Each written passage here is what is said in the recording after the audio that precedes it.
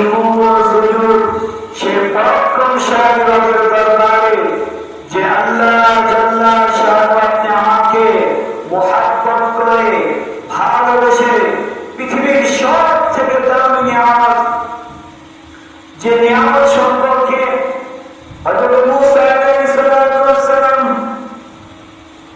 তো আল্লাহ রাব্বুল আলামিনের সাথে কথা বলতেন।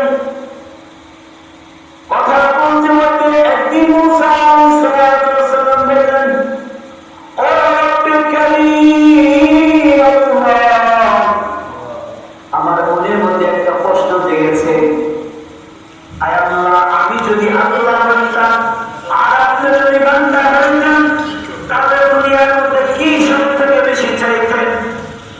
আল্লাহ সুবহানাহু ওয়া তাআলা বলেন, এ নবী মূসা, এটা হওয়া সম্ভব না। মূসা আলাইহিস সালাম বলেন, ও রব্বুল কারীম, আমি জানি এটা হওয়া সম্ভব না, তবে আমি জানতে চাচ্ছি আপনি কি চাইতেন, এটা একটু জানার জন্য আপনাকে প্রশ্ন করেছি। সম্মানিত কারীম আল্লাহ সুবহানাহু ওয়া তাআলা ডাক দিয়ে বলেন, ও নবী মূসা,